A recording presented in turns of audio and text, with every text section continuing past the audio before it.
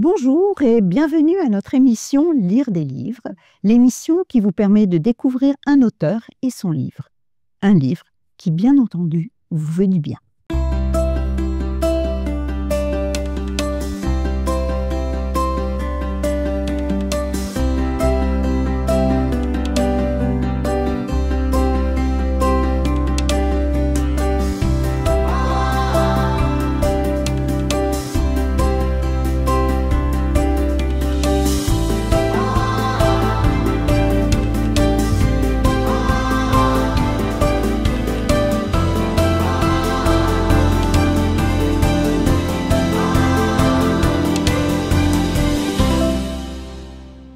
Aujourd'hui, j'ai le plaisir d'accueillir Égéric Jaffrin pour le livre qu'il a écrit il y a quelques années, « Je ne suis pas malade, juste vulnérable un moment ». Et c'est un livre que vous avez réécrit, enfin pas réécrit, réédité avec un petit ajout. Voilà, c'est ça, je l'ai réédité cette année, voilà. Début d'année. Alors donc, un livre tout récent. Mais avant que nous parlions de ce livre, d'abord, je vous souhaite la bienvenue sur le plateau d'Espoir Média. Merci. Et est-ce que vous arriveriez en quelques mots à nous dire qui vous êtes et ce que vous faites? Quelques mots, hein, c'est difficile à chaque fois. Oui, quelques, parce qu'après on va s'intéresser plutôt au livre. En fait, j'ai eu un parcours assez particulier. J'ai été pasteur, mais j'ai été dans l'architecture, j'ai fait de la politique. Ensuite, j'ai créé 4 entreprises, dont une en marketing, deux autres en publicité. Et c'est là où j'ai créé ce marketing non marchand dont on parlait. Et depuis après, je suis devenu indépendant, consultant, et puis formateur, où j'ai donné des formations en université, HEC, école de commerce en France aussi. Et aujourd'hui, je suis plus actif dans ce domaine-là, plus des conférences et des formations que je continue, en plus de l'association que je dirige depuis 18 ans. D'accord, merci. Une vie riche et variée, en tout cas, oui, quand on vous entend. Ah, mais j'ai oublié, je suis écrivain aussi. Enfin, j'ai écrit 2 autres livres. Là. Voilà, vous avez déjà écrit votre premier livre, et puis j'ai entendu dire que vous en aviez 2 en préparation. Voilà, c'est ça. Donc, magnifique, merci beaucoup. Alors maintenant, venons-en peut-être directement au livre, puisque c'est la raison pour laquelle vous êtes là. Est-ce que vous pourriez nous faire peut-être un petit résumé de ce qui vous est arrivé en 2012 et un petit peu de la suite, et qui a été donc la raison de ce livre? En 2012, j'ai eu ça a commencé, c'est assez bizarre, ça a commencé par une dent, où j'ai eu une dent qui est molaire qui a cassé, et qui a petit à petit cisaillé la langue. Je dis bon, ça me gêne, mais voilà. Et puis parallèlement, je faisais des travaux dans une vieille ferme qu'on a de 3 siècles chez moi, et j'aime bien bricoler, et puis beaucoup de poussière, qui apparemment, poussière de ciment ou de bois, a impacté cette blessure. Et c'est là où il y a eu une découverte d'un cancer. L'ORL que j'avais rencontré me dit de façon directe, il dit voilà, on a fait une biopsie et puis vous avez un cancer. D'accord. Le genre de nouvelles qu'on a des fois un peu voilà. peine à entendre. Voilà, et puis bon, j'apprécie qu'il ait parlé clairement quand même. Puis je suis sorti de son cabinet et puis j'ai dit bon, ok, je fais quoi avec ça? Qu'est-ce que je fais? Et j'ai tout de suite dit ben Dieu, tu es souverain, tu sais quoi faire avec ça. Seul problème, c'est comment ma femme et mes filles vont réagir. Et c'est là où j'ai eu la chance quelque part d'être avec mon épouse qui a eu vraiment la confiance de Dieu. Ce qui est assez bizarre, c'est qu'on a reçu chez nous un petit papier bleu écrit en jaune, vous savez, les affiches qu'on voit dans les rues. Je suis l'Éternel, etc., des phrases de la Bible. Mais oui, les versets bibliques. On ne reçoit jamais ça, jamais. Et puis, on reçoit ça en allemand, et ma femme parle couramment allemand. Et puis, si je ne me trompe pas, ich bin den Arzt. Enfin, je suis le Dieu qui te guérit, enfin, qui est médecin. Je suis le médecin qui te guérit. C'est ça, clairement, au lieu de « je suis l'Éternel qui te guérit ». Et vous avez reçu ça à ce moment-là? Le jour même. C'est impressionnant, alors. Alors, ma femme a été très impactée par ça, moi aussi. Et puis, on a eu vraiment cette conviction que je ne mourrais pas de cette mort, de cette maladie. Pardon.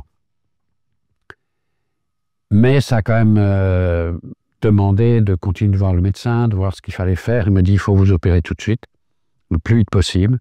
Et c'est en janvier 2012 que j'ai été opéré au CHUV, à Lausanne.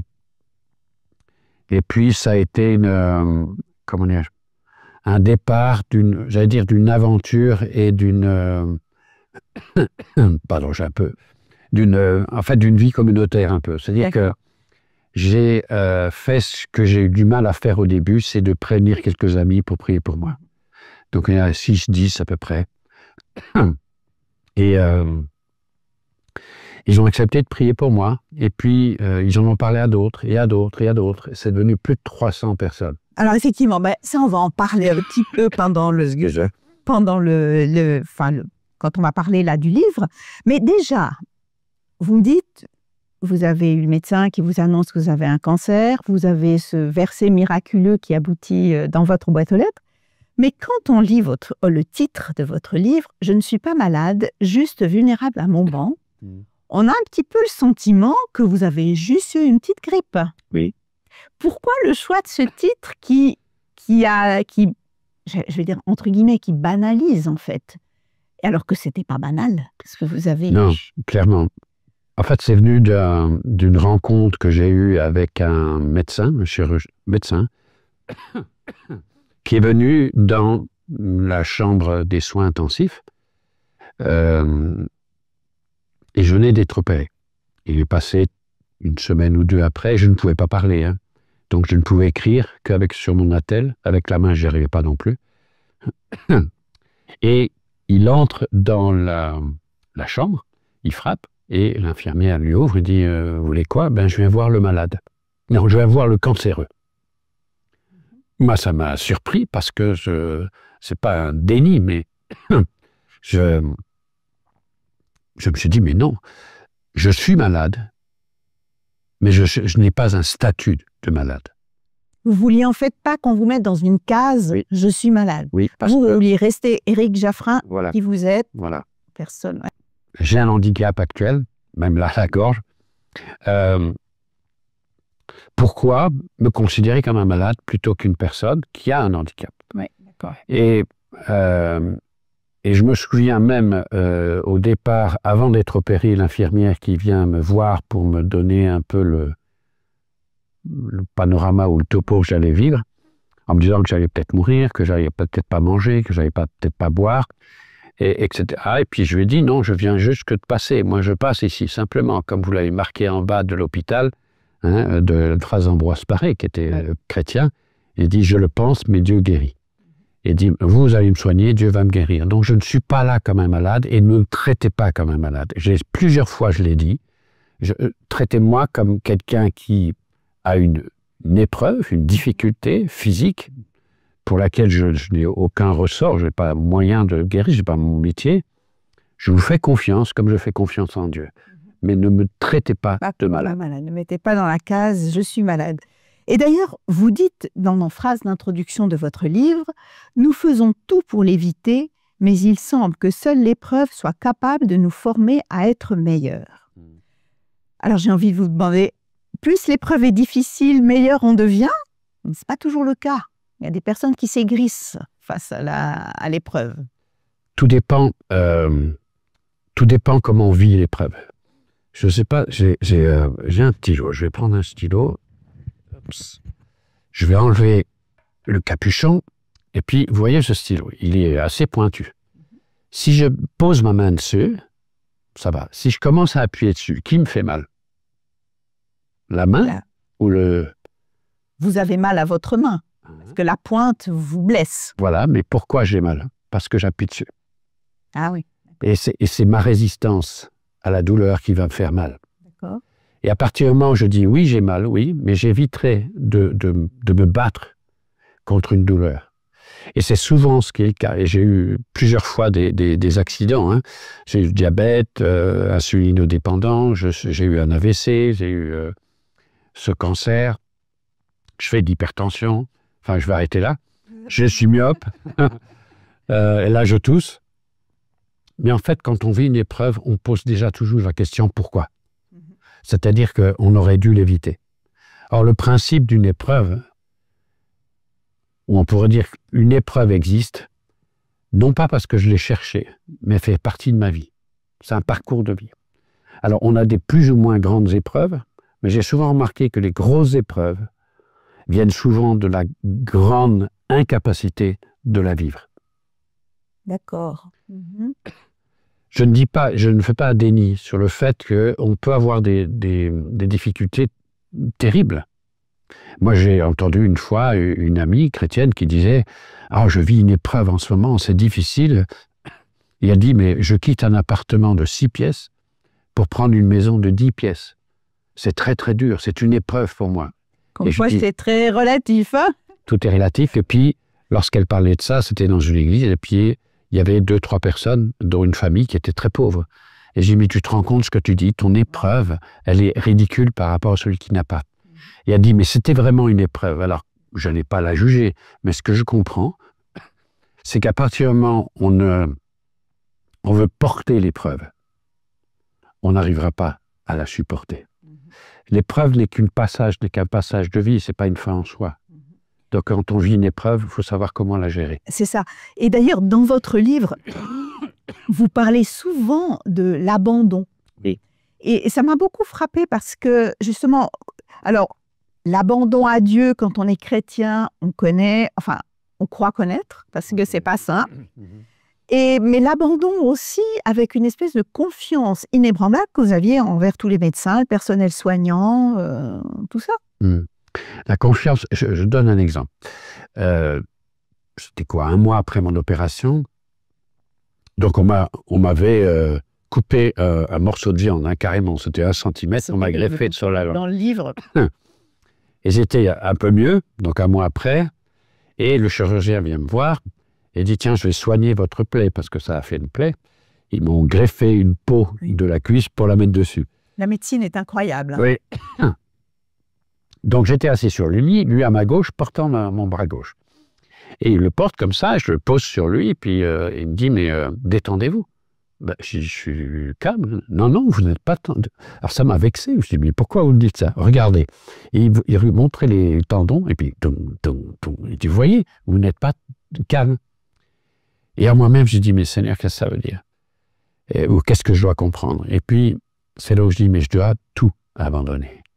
Et le fait de lâcher prise, alors, j'aime pas trop ce terme, parce que c'est un peu galvaudé maintenant, mais le fait de donner tout ce que je suis, fait que je me rends vulnérable. Et cette vulnérabilité est une fragilité. Très souvent, elle est comprise comme ça dans le monde. Mais cette fragilité, c'est l'occasion aux autres de nous aider. Oui, c'est ça. Et je vais du coup rebondir sur ce que vous avez fait quand vous avez été malade. C'est justement votre demande d'aide et de soutien à vos amis. Je trouve ça très interpellant parce que la Suisse, on est dans un pays où aller demander de l'aide ou même aller demander juste 1 kilo de sucre à notre voisin, c'est très compliqué. Oui, tout à fait. Et vous avez fait ce choix.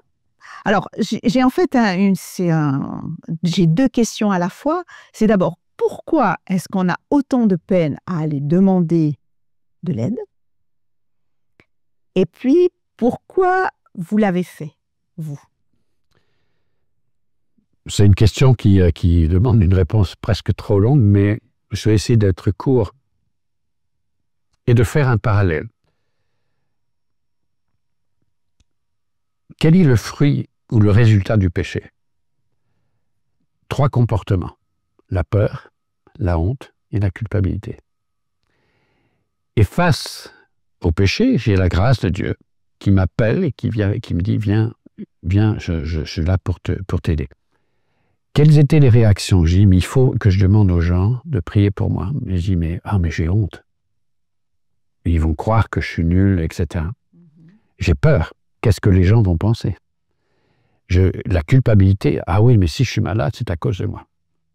Et donc, en fait, on a souvent, je dis pas toujours, mais souvent ces 3 réactions. Et ces 3 réactions, c'est un pouvoir. Hein, on parle bien du pouvoir du péché. Donc, cette réaction fait que ou je me soumets à la culture du péché, ou je me soumets à la culture du royaume. Et ça, c'est un combat. Ouais, et ça, je pense que c'est quelque chose effectivement de très, très important. En fait, c'est le fait de... Alors, je ne parle pas dans votre cas d'aller carrément dans les lettres quand on a un cancer, mais même pour quelque chose de banal, un peu la honte de ne pas être quelqu'un de bien. Parce que si je n'ai pas mon kilo de sucre, en fait, c'est parce que je gère mal mes réserves. Absolument. Et puis, le fait aussi de... Lorsque j'ai décidé d'en parler, mais j'ai eu peur. Mais pourquoi les gens, mais je suis qui pour demander aux gens, prier pour moi? Mais c'est impressionnant. Je n'ai pas eu de combat ou de lutte intérieure pour d'autres sujets. Mais celui-là, oui. D'accord. Pourquoi? Et pour moi, et ça c'est une, comment dirais-je, peut-être une clé, et j'aime pas trop prononcer des clés comme ça, mais une des clés face à des épreuves, c'est ne pas se poser la question du pourquoi. Oui, ça, vous en parlez souvent, et j'ai trouvé très intéressante, parce que finalement, on tourne en rond avec des pourquoi. Oui, parce qu'on veut des réponses à tout. Et pour revenir sur cette notion du péché, ça vient d'un arbre, qui est l'arbre du savoir. L'arbre de la connaissance. Donc, on veut tout savoir. Et quand on a une inconnue, on veut savoir. Comme ça, on s'affranchit quelque part d'une faute ou d'une peur, etc. Le but, c'est pas ça. Le but, c'est pas de savoir pourquoi, c'est comment je vais traverser cette démarche. Et ce qui était assez incroyable, pardon, j'ai lutté pour écrire. Alors que moi, je suis un professionnel de la communication, enfin, je sais, etc. Ça, Mais pourquoi j'ai lutté? Et je me suis rendu compte qu'il y avait une victoire déjà là, sur ma maladie. Et je ne parle pas de la guérison. Je parle sur la souffrance que j'ai. Ma victoire, ce n'est pas de vivre dans cette souffrance, mais d'aller au-delà. Donc, comment je vais aller au-delà? Et le au-delà, c'est vraiment me libérer de cette contrainte, qui devient une contrainte de la peur, de la honte et de la culpabilité. Alors, il y a ça, il y a l'autre point qui vient aussi, qui est probablement culturel. La Suisse, effectivement, comme vous l'avez dit, a peur en Suisse, on a peur de dire les choses. Le français que je suis est beaucoup plus... Il parle plus. Il parle plus, il va le dire plus facilement. Que je suis encore plus. Voilà. Tous les latins, presque, on va dire. Les Américains le sont aussi. Par contre, les Suisses, comme les Anglais, auront tendance à avoir la même culture, c'est-à-dire ne rien dire. Et je me suis souvent posé la question, moi ça fait quoi, 22 ans que je suis en Suisse, malgré tout avec une culture française, je me suis souvent posé la question, mais pourquoi les gens sont comme ça? Alors je ne dis pas que c'est une réponse affirmative, mais les Suisses ne l'étaient pas il y a des siècles. On appelait même les Suisses les tombeurs des rois. C'était des guerriers, des battants qui n'étaient pas conquérants, mais qui étaient prêts à se battre. Je n'avais jamais entendu ce côté-là des Suisses. Et il y a le lion de Lucerne, vous avez déjà entendu parler, ce lion de Lucerne qui dort avec une flèche sauf erreur sur le corps, mais il dort. Mais le lion était un des emblèmes des Suisses. Ah, ok. Il se battait. Mais à force d'avoir été battu et d'avoir été sous la contrainte, notamment le canton de Vaud de Berne, pendant 300 ans, mais aussi, il ne faut pas oublier qu'on a en Suisse abrité des gens persécutés, les Huguenots, donc français, mais aussi les anabaptistes. Dans les années 1500-1700, ont été persécutés. Donc les anabaptistes, nos ancêtres, on va dire, évangéliques, puisque eux voulaient bâtir le baptême d'adultes, notamment. Et ce qui s'est passé, c'est que, je l'ai lu dans un livre dans le canton du canton de Vaud, où des protestants avaient fait passer une loi pour interdire la construction d'églises catholiques, de bâtiments, par peur d'être persécutés. Et pourquoi, dans le canton de Vaud notamment, ils ne parlent pas? Parce que s'ils parlaient, par peur d'être condamnés par les Bernois, parce qu'ils étaient très stricts et beaucoup axés sur la loi, l'obligation, sinon sentence, etc. Alors, je ne dis pas que tout est là, mais ce qu'on se rend compte, c'est que la Suisse, à un moment donné, est devenue presque esclave d'une autorité et soumise. Et soumise. Et du coup, quand on est soumis, on n'ose plus dire. voilà, on n'ose plus dire, on ne conteste pas une loi qui a été votée.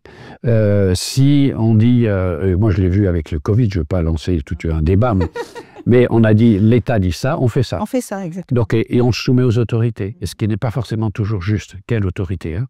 Bon, ça c'est un autre sujet. Mais, je pense que même la souffrance en Suisse n'est pas forcément très bien acceptée. Ah oui. Lorsque vous allez à l'hôpital, je ne sais pas si vous êtes déjà là, mais ou nos auditeurs, c'est que on vous demande la proportion de votre douleur de 1 à 10. De 1 à 10. Moi, je ne m'étais jamais posé la question. Bon, peut-être certes pour essayer de nous comprendre, mais on refuse la douleur. Et la douleur, on le voit chez un enfant. Lorsqu'il pleure, l'enfant pleure. Par douleur, parce qu'il a, ou par vexation, enfin bref. Qu'est-ce qui se passe? Très souvent, c'est la mère qui va le consoler. Ouais. Voilà. Il faut juste apprendre à être consolé. Oui, c'est ça. Plutôt que de fuir la peur. Non, et ça, c'est un apprentissage. En plus, quand vous le racontez, c'est un petit peu culturel, ça devient d'autant plus compliqué. Mais justement, alors pour revenir à vous, ce livre est en fait des correspondances que vous avez eues avec vos amis. C'est-à-dire, vous leur avez écrit ce que vous viviez, ce que vous ressentiez, voilà, après des périodes où il n'y avait rien parce que vous étiez trop mal pour écrire. Et puis, il y a aussi les réponses de vos amis. Et vous en parlez aussi dans le livre. Vous prenez l'exemple du paralysé que les amis vont amener à Jésus. Puis je trouvais que c'était une très belle métaphore de dire, ben voilà, moi j'ai demandé, entre guillemets, à mes amis de me porter. C'était un peu dans ce but-là? Vous aviez besoin de la foi de vos amis pour tenir le coup? Absolument. On dit souvent que des amis me disent, c'était vraiment un homme de foi. Je dis, oui, certes, peut-être, j'en sais rien. Mais je n'ai pas la foi tout seul, quoi. Et comme je disais tout à l'heure, on peut avoir la foi en Dieu. Satan a la foi en Dieu, hein, mais pas la foi de Dieu. Et ce qui est important, c'est cette foi de Dieu qui va nous donner comme on dit, le réma, la parole qu'on a besoin d'entendre au moment précis. Et lorsque j'étais à l'hôpital, juste avant d'aller à l'hôpital, je suis tombé par hasard sur ce texte, ou en tout cas ça m'est rappelé, des paralysés, du paralytique avec leurs amis. Et Jésus a dit, leur foi t'a sauvé. Oui, ça j'avais jamais fait, c'est en lisant votre livre que j'ai fait, tout à coup ça m'a fait tilt, j'avais jamais réalisé. Et j'avais lu ça il y a longtemps, mais je dis souvent, il y a des gens qui disent, ah mais j'ai plus la foi. Ben, je dis la foi pour toi. Moi je vais prier pour toi, je vais croire pour toi, je vais te porter dans ce sens-là. Et je dis maintenant c'est à mon tour de demander, j'ai besoin de votre foi. Vous aviez l'impression que votre foi n'était pas assez grande? Je ne peux pas mesurer la foi. C'est pour moi, c'est que, comment dire... Pas suffisante, je veux dire que vous aviez besoin... Non, j'étais démuni. Vous étiez démuni. Oui, j'avais besoin d'être porté. Je n'étais pas en train de dire, j'ai une petite foi, votre foi, vous avez plus grand. Parce que là, c'est déjà un jugement. J'ai besoin que vous me portiez. Voilà. Comme les amis le portent sur le drap, là. Exactement, exactement. Déjà, j'ai admis, ce qui n'est pas facile pour un homme, je pense, j'ai admis d'avoir besoin de l'aide. Oui, c'est déjà de prier pour moi. Ensuite, j'ai besoin d'aller plus loin, que votre foi puisse me porter. Et fort de cette expérience avec ce paralytique, et ses amis ont quand même fait un truc gonflé quand même. Ils ont ouvert le toit. De chez quelqu'un qui n'était pas chez eux. Voilà, c'est pas des Suisses là. Clairement. Ouais. Mais puis ils ont traversé quand même, ils ont été gonflés parce qu'ils ont forcé le passage pour aller devant Jésus. Et je pense qu'il y avait des dizaines et des dizaines de gens à écouter.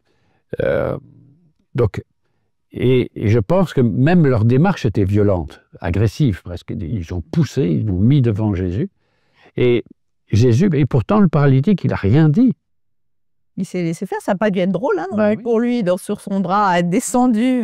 Et c'est la demande de ses amis qui ont fait que Jésus s'est adressé à lui. Et c'est là où je me dis, mais j'ai besoin de mes amis pour qu'ils demandent à Dieu qu'il agisse en moi. Et pour moi, c'était quelque chose d'important. C'est ça. Mais alors, si je reprends l'histoire de ce paralytique qui est amené à Jésus, il est amené à Jésus, entre guillemets, en chair et en os. Et quand on est malade comme vous, comment est-ce on sent la présence de Dieu avec soi, que vos amis, tous ceux qui ont prié pour vous, qui vous ont porté en fait grâce à leur foi, est-ce que vous arriveriez à dire comment vous avez ressenti que Dieu est avec vous? Un peu le psaume 23, hein, l'Éternel est mon berger. Est-ce qu'on arrive ou bien c'est compliqué? Non, comment dire ça, avant et après l'opération, qui a duré pas mal d'heures, j'étais vraiment en paix. Et je me sentais porté, vraiment. Comment dire, il y a un moment donné, je ne sais pas, ça fait partie d'une de vos questions, mais j'ai vu Jésus. J'ai rencontré Jésus. Et alors, je ne sais pas si je dormais ou je ne dormais pas, j'en sais rien. Je ne sais plus, je ne m'en souviens plus trop. Mais j'étais en paix. J'avais même de l'humour. J'écrivais souvent. Et je sentais vraiment la présence de Dieu. Vraiment. Vraiment, c'est quelque chose... Il y avait une espèce de paix en vous qui... Oui, une sorte d'aura, d'ambiance, même dans la salle des soins intensifs. Il y avait deux patients. Et plusieurs infirmières venaient et disaient « Mais qu'est-ce qui se passe ici? On sent la paix. » D'accord. Et ma femme, qui était venue me voir peu de temps après l'opération, elle disait que j'avais des yeux qui souriaient. Et elle sentait la paix dans le lieu. Et à plusieurs reprises, moi je l'ai senti, mais je disais rien, je ne pouvais pas parler. Mais même les infirmières ou les chirurgiens disent « Il se passe quelque chose ici. » Et je sentais vraiment ça. Et puis, peu de temps après l'opération, comment dire, oui, j'étais en train de dire à Jésus, j'étais convaincu d'avoir été guéri, que le cancer était enlevé. Et je dis, mais Seigneur, qu'est-ce que je peux faire? Question masculine, ça, qu'est-ce que je peux faire? Il faut résoudre le problème. Voilà. Et j'ai vu ça, mais vraiment. Encore une fois, je ne sais pas si je dormais ou pas, mais j'ai vu un homme devant moi, en jean, chemise à carreaux, cheveux mi-longs, dans un chemin de forêt, à 10-15 mètres de moi, au moment où je posais cette question. Cette personne se retourne et elle me regarde en souriant. Et la réponse est « J'ai juste besoin de ton sourire ». Et je me suis mis à pleurer.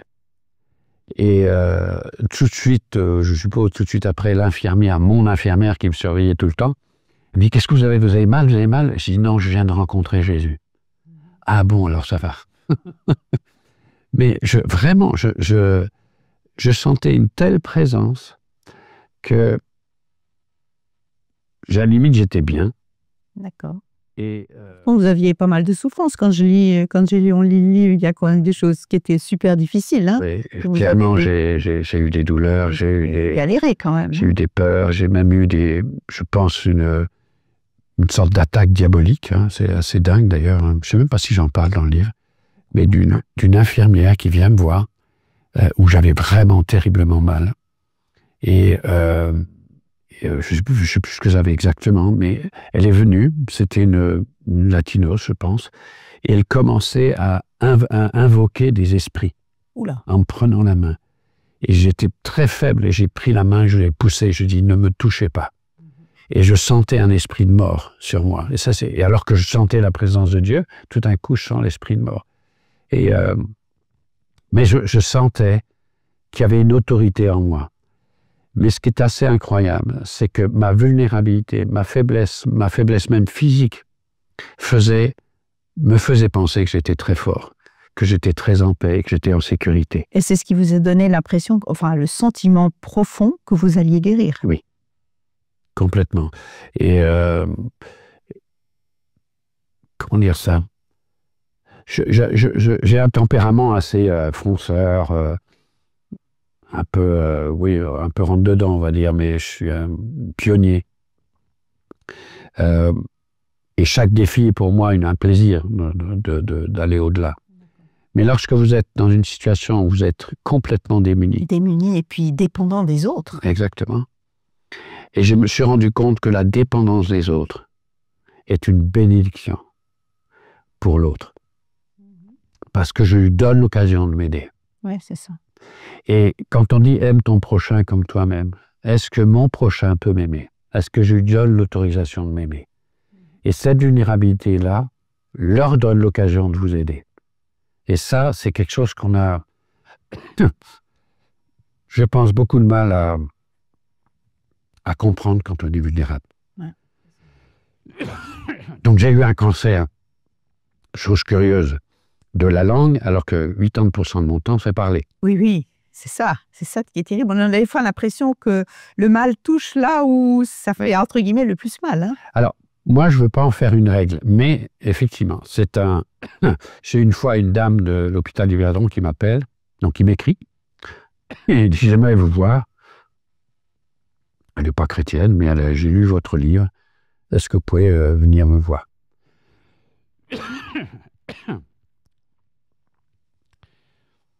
Je la vois dans sa chambre, un pied complètement dans le plâtre. Et elle m'a dit, écoutez, j'ai lu votre livre, j'aimerais être guéri comme vous. Oui, mais j'ai pas de recette. Hein. Oui, mais je veux croire en Dieu comme vous. Elle n'était pas croyante. Donc on a parlé longtemps, j'ai prié pour elle. Et je lui ai dit, mais c'est quoi votre métier? Danseuse à l'opéra. J'ai vu un autre monsieur qui m'appelait, que j'ai été voir chez lui, à Lausanne. Il avait le bras, la main dans le plâtre. C'est quoi votre métier? Menuisier. Oui, c'est ça. Et il y a beaucoup, je ne dis pas que c'est une règle, mais la plupart du temps, il faut le comprendre comme ça. Lorsque j'ai une épreuve, elle ne vient pas par hasard. Elle vient soit parce que j'ai fait une bêtise, ok, ça peut arriver, ouais. Soit parce que les puissances des ténèbres et l'ennemi, Satan, veut nous détruire là où nous sommes forts. Il ne va pas nous dire « coucou, t'es nul », etc. Il va nous donner des bâtons dans les roues et nous faire mal là où ça nous fait mal. Et qu'est-ce qui est incroyable, un Jésus qui fait des miracles, qui fait des choses incroyables, se laisse mourir. Oui, ça c'est clair. Mais c'est sa mort qui nous a libérés. Ben oui, effectivement. Et souvent, notre souffrance nous libère, mais libère aussi les gens. J'ai vraiment eu du mal à comprendre ça, parce qu'après l'AVC, puis d'autres circonstances, plutôt que de regarder soi-même notre difficulté, de regarder, mais qu'est-ce que je peux faire pour l'autre? Oui, c'est ça. Et lorsque vous êtes dans une situation de vulnérabilité, vous n'avez pas pensé pas à ça, surtout quand vous vous sentez coupable. Mais lorsque vous êtes dans une situation, ok, je suis vulnérable, ok, j'ai un corps médical qui prend soin de moi, qui me donne à manger, enfin, je suis dans un hôtel de luxe presque, hein. Et qu'est-ce qui se passe? Mais qu'est-ce que je peux faire pour eux? Et à la fin de mon séjour à l'hôpital, 3 mois après, je priais pour les médecins, je priais pour les infirmières, puis ils me demandaient comment ça se fait que vous êtes comme ça. Oui, et ça, je crois que je suis même assez persuadée que quand on est malade, qu'on est croyant et qu'on ressent cette paix de Dieu, je pense que vous êtes des malades très... Je dis vous parce que j'ai eu la chance pour le moment de jamais rien avoir de grave qui m'a obligée à une hospitalisation, mais qui fait que vous êtes un peu des malades hors du commun. En tout cas, c'est ce que j'entends des fois. Je vous entends vous, mais j'en entends d'autres où il y en a qui disent mais des patients comme ça, pourtant des fois dans des grandes souffrances, il y a quelque chose qui sort. Et ça, je trouve absolument incroyable. Et ça, je suis assez persuadée qu'il n'y a que la foi en Dieu qui peut apporter ça. Oui, il y a aussi quelque chose qui me parle aussi. J'ai été évangéliste de rue pendant 10 ans. Donc j'annonçais, j'étais un proclamateur. Là, à l'hôpital, jamais. Je n'ai pas dit un mot de Jésus, une seule fois. C'est eux qui m'ont parlé. Oui, et c'est en fait votre attitude qui a parlé pour vous. Et finalement, je pense que ça, c'est ce qui est le plus fort. Après, j'aimerais justement, le temps avance, alors j'ai une question. Vous en parlez beaucoup dans votre livre. On vous posait la question, comment vous voyez-vous après l'opération? Et vous le mettez en parallèle avec la question de Jésus au malade, que veux-tu que je fasse pour toi? C'est une question qui a l'air banale et bête, parce qu'on a envie de dire, on a juste envie d'être guéri. Je veux dire, ça a l'air tellement basique. Mais si Jésus la pose, et finalement, si aussi le personnel soignant vous l'a posée à plusieurs reprises, c'est qu'elle a sûrement son importance. Oui. Je me suis rendu compte, en rencontrant des malades, que certains ne voulaient pas être guéris. Oui, c'est ça. Hein. J'ai même prié, et une amie aussi a prié pour quelqu'un qui était malade, qui croyait vraiment au miracle, etc. Okay. Et chose assez curieuse, on va dire, c'est que Dieu lui disait, pendant qu'elle priait pour cette personne, il dit « Arrête de prier, elle ne veut pas être guérie. » Elle dit « Non, c'est pas possible, je ne peux pas penser ça. » Et elle pose la question à cette personne et dit « Non, je ne peux pas être guérie, je veux mourir. » Oui, c'est ça. Et le fait que Jésus demande à un aveugle, moi, si j'étais là, j'aurais foutu une baffe. Hein. Mais c'était c'est un peu assez provocateur. Étrange comme question. Ben oui, parce qu'en fait, Jésus voulait entendre la personne. Entendre la personne. La parole, c'est quelque chose qui crée énormément. Et si l'aveugle avait dit rien, Jésus n'aurait rien fait. Mais en plus, Jésus voit que c'est un aveugle, il voit que c'est un handicapé. Il a un handicap. Jésus voyait mon handicap. Et ce qui arrive souvent, je ne dis pas que c'est le cas tout le temps, hein, mais que beaucoup d'amis chrétiens vont dire « on prie pour qu'il soit guéri » sans me demander si je veux l'être. Et c'est ça qui me semble important. Et souvent, on dit « mais tiens, moi je connais, j'ai pas connu, enfin j'ai une dame qui avait une amie qui a eu le même problème que moi. Même type d'opération, même greffe, la même chose. Et elle est décédée, chrétienne aussi. Et elle m'a écrit en larmes, enfin, ouais, on sentait que c'était très attristé. Et elle me dit, mais comment tu expliques ça? J'ai dit, je n'explique pas, je ne comprends pas, je ne sais pas. Mais ce que je sais, c'est que Dieu m'avait donné la foi pour ça. Voilà. Et que d'autres ont la foi pour autre chose. Mais je ne... Comment dire? Lorsqu'on est malade, on a une faiblesse importante. On a tendance à dire au secours. Tout le temps. Même une fois guéri. Et c'est une attitude, en fait, j'allais dire, je vais être un peu cru, hein, un peu égoïste, dans le sens où tu es malade, mais tu veux rester malade quelque part. Et tu aimes être soigné, tu aimes qu'on prenne soin de toi, tu aimes ceci, tu aimes cela. Mais la maladie, c'est pas le but. C'est qu'un passage. Oui, l'idée c'est... Mais d'ailleurs, ça ressort un petit peu, je crois que c'est quand vous êtes revenu à la maison, que votre femme vous a un petit peu dit, bon maintenant, tu vas aussi reprendre des choses à faire. Ah, le choc. Oui, j'ai trouvé ça très intéressant. Et je me souviens de quelqu'un qui disait qu'il avait un fils handicapé. Et elle disait, ce fils handicapé, c'est pas parce qu'il est handicapé que, entre guillemets, tout doit lui être servi. Il a aussi son rôle, avec ses limites, bien sûr, mais il a aussi son rôle. Et je trouvais très intéressant. Puis là, quand j'ai lu que votre épouse, vous avez dit, bon, ben, maintenant que tu es à la maison... Voilà. Oui, c'est ce que je dis d'ailleurs de dompter la guérison. C'est-à-dire que je peux être guéri, mais j'ai gardé le statut de malade. C'est pour ça qu'il ne faut pas rester dans un statut. Et le statut de malade, c'est qu'on prend soin de moi, on me donne ce que je veux, c'est très confortable, et c'est des habitudes. Et puis, effectivement, comme mon épouse m'a dit, mais bouge-toi, ça m'a fait un choc au début. Non, mais attends, ça va pas, je suis malade, etc. Et en fait, le fait de me relever quelque part, et j'ai fait beaucoup de jardin, j'ai été le mari à la maison, mis la table, etc. Ça m'a éveillé quelque part sur le fait que 3 mois d'hôpital, de soins intensifs, de difficultés à pouvoir parler, etc., parce que j'ai dû réapprendre à parler. En fait, vous êtes dans une situation d'handicap confortable. Confortable, c'est ça. Oui. Et je pense que la guérison, si je parle de guérison, on est d'abord guéri dans le cœur. Parce que si je ne suis pas profondément dans le cœur, je ne le serai pas après. Oui, c'est ça. Et c'est ce que vous faites comme différence, entre autres, on le voit un petit peu dans le livre, dans les différents mots de soigner et de guérir.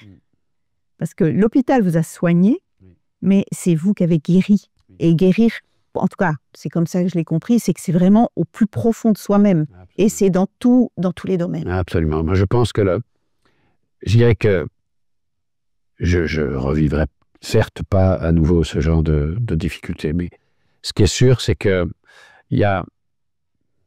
c'est pas un travail en profondeur de Dieu, c'est que je laisse ma profondeur pénétrer par Dieu. Par Dieu, c'est ça. C'est vraiment le fait de dire, mais je suis vulnérable, mais rien ne change.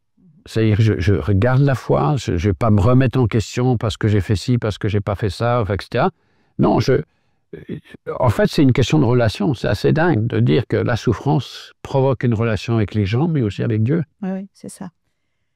Malheureusement, le temps passe. J'avais encore envie, je vous l'ai dit juste pour donner envie à nos auditeurs de lire le livre, parce que j'avais une question, vous avez eu un dialogue avec une infirmière, Aurélie. Votre foi, c'est bien joli, mais votre Dieu ne vous a pas protégé du cancer. Je ne vais pas vous demander de répondre parce que c'est vrai que c'est assez long, mais c'est vrai que voilà, c'est quand même une question très interpellante. Très superstitieuse. Aussi peut-être, oui. Donc, je donne souvent l'exemple, enfin, je donne cet exemple, je fais beaucoup de jardin, je vais aller très vite, mais lorsque je fais un trou dans la terre pour mettre une plante ou une fleur, etc., un oignon, je peux, si je ne mets pas de gants, je peux très bien me couper avec un bout de verre qui a traîné là, ou une bestiole qui me pique, enfin, je ne sais pas quoi. C'est de la faute de qui, ça? Simplement, c'est un parcours de vie, et puis dans le parcours de vie, ben, il y a des écueils. Et c'est comme ça qu'on arrive à les voir. Et puis, c'est pas pour autant. Et c'est ce que je lui ai répondu. J'ai dit, mais si je regarde pas où je mets les pieds, ben je peux tomber. Voilà. Donc c'est pas, Dieu n'a rien à voir là-dedans. Et puis l'histoire est plutôt dans le chemin qu'on va vivre dans l'épreuve avec Dieu, avec les autres. Et d'ailleurs, dans votre livre, vous parlez aussi des proches aidants, entre autres votre épouse, vos filles, qui vous ont beaucoup, beaucoup entouré, qui ont été là. Et c'était difficile pour vous. Mais c'était aussi hyper difficile pour elle. Oui, bon. Je dis tout au film. Oui, parce qu'il y a cette vulnérabilité qu'il y a chez eux. C'est ça. C'est-à-dire qu'on est face à un handicap dont on ne gère pas. Et on ne sait pas comment gérer toujours. Voilà. Bien sûr, on essaye d'accompagner, mais ce n'est pas facile. Ça bouge beaucoup de choses en soi. Et puis même, j'imagine que pour votre épouse, quand vous êtes revenu à la maison, ça n'a pas dû être simple aussi. Elle avait pris pendant 3 mois à venir vous voir tous les jours ou presque. Enfin, voilà. Puis tout à coup, voilà. Tout un apprentissage, mais vous en parlez aussi dans le livre. Et puis elle écrit aussi un petit chapitre, mais qui effectivement, d'ailleurs, une amie a dit, mais on prie beaucoup pour Éric, mais ce serait bien de prier pour son épouse. J'en suis convaincue. Et c'est vrai qu'il y a des épreuves aussi difficiles à passer en même temps. Ouais. Ouais. Voilà, il y aurait vraiment encore beaucoup, beaucoup de choses à lire. C'est un petit livre. Mais vraiment, on apprend beaucoup de choses, tout en sachant que cette expérience, c'est votre expérience. Elle ne peut pas être transposée à quelqu'un d'autre, mais c'est la vôtre. Et je trouve qu'elle mérite d'être lue. Et voilà, ça interroge, ça permet un peu de voir un petit peu comment on avance quand il y a l'épreuve qui est là. Alors vraiment, merci beaucoup d'avoir pris ce temps, d'être venu, de nous en avoir parlé. Pour ceux qui seraient intéressés, eh bien, le livre « Je ne suis pas malade, juste vulnérable un moment » est donc disponible à la librairie Vie et Santé, ici même. Vous avez les références dessous. Et puis, directement aussi chez Éric Jaffrin, qui en fait directement aussi la distribution. Merci à vous tous qui nous suivez sur la chaîne YouTube d'Espoir Média ou sur Adventplay. Si cette émission vous a plu, n'hésitez pas à la liker et à la partager autour de vous.